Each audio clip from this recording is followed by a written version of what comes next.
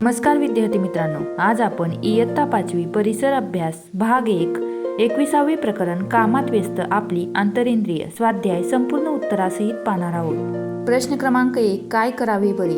चक्कर येऊन व्यक्ती पडली असता लोकांनी त्यांच्या भोवती गर्दी केली आहे। उत्तर, चक्कर येऊन पडलेल्या व्यक्तीला शुद्ध व मोकळी हवेची गरज असते, त्यामुळे जमलेल्या गर्दीला ताबडतोब बाजूला करावे, नंतर त्यांच्या तोंडावर थंड पाण्याचा हबका मारावा। शक्य असेल तर इतरांच्या मदतीने त्या व्यक्तीला डॉक्टरांकडे न्यावे। प्रश्न क्रमांक 2, जरा डोके चालवा। भरभर जेवताना जोराचा ठसका का लागतो? उत्तर, आपल्या शरीरात अन्ननलिका आणि श्वासनलिका यांच्या सुरुवातीची टोके एकमेकांजवळ आहेत। आपण भरभर जेवत असलो तर हे अन्न श्वासनलिकेत जाते। शरीराच्या समन्वय राखण्याच्या प्रवृत्तीमुळे आपोआपच ठसका लागतो। हे अन्न बाहेर फेकले जाते। अशा रीतीने ठसका ही सुरक्षित राहण्यासाठी होणारी क्रिया भरभर जेवताना होऊ शकते। श्वासावाटे शरीरात येणाऱ्या हवेचे शुद्धीकरण कसे होते? उत्तर, श्वसन इंद्रियांच्या आतल्या त्वचेवर अतिशय बारीक व सूक्ष्म लव असते। यात हवेतील धुळीसारखे मोठे कण अडकतात। ही गाळलेली हवा आत जाते। आतल्या स्तरावर चिकट व बुळबुळीत श्लेष्म असते। हवेतील इतर अशुद्धी यावर चिकटून बसतात। अशा रीतीने बाहेरून आत येणारी हवा शुद्ध केली जाते। पुढील प्रश्न पाहण्या अगोदर व्हिडिओला एक लाईक तसेच आपल्या चॅनलला सबस्क्राईब करायला विसरू नका। प्रश्न क्रमांक 3, खालील रिकाम्या जागी योग्य तो शब्द भरा।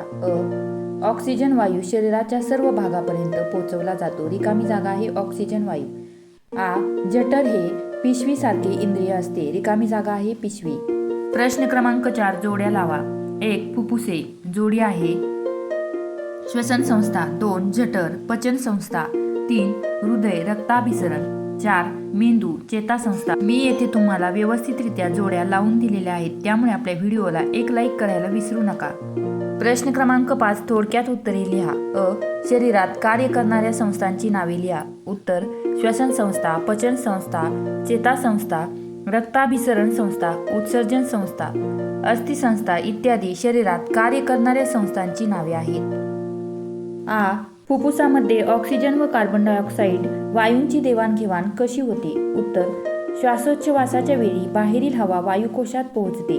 हवेतील ऑक्सिजन वायुकोशाच्या भोवताली असणाऱ्या रक्तवाहिन्यात शिरतो।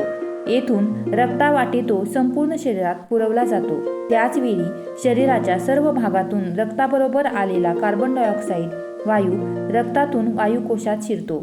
उच्छवास टाकला की ही अशुद्ध हवा शरीराबाहेर जाते। अशा प्रकारे फुफ्फुसामध्ये वायुकोशाच्या आत ऑक्सिजन व कार्बन डायऑक्साईड वायूंची देवाणघेवाण होते।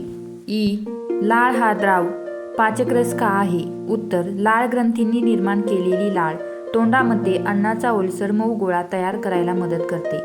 लाळेमध्ये पिष्टमय पदार्थ पचन करणारा एक द्रव असतो। तोंडामध्ये पिष्टमय पदार्थाचे शर्करेत रूपांतर होते, म्हणून लाळेला पाचकरस असे म्हणतात। प्रश्न क्रमांक 6, कशाला म्हणतात ते कंसातून शोधावं लिहा। कंसात दिलेले शब्द आहे रक्ताभिसरण, श्वासनलिका, श्वासपटल। 1, यांच्यावर खाली होणाऱ्या हालचालीमुळे श्वासोच्छवास होतो, श्वासपटल। 2, शरीरात सतत रक्त फिरत ठेवण्याची प्रक्रिया, रक्ताभिसरण। 3, नाकातून आलेली हवा या नळीत येते, श्वासनलिका। भेटूया अशाच नवनवीन स्वाध्यायामध्ये। तोपर्यंत लाईक, शेअर, सबस्क्राईब करायला विसरू नका। धन्यवाद।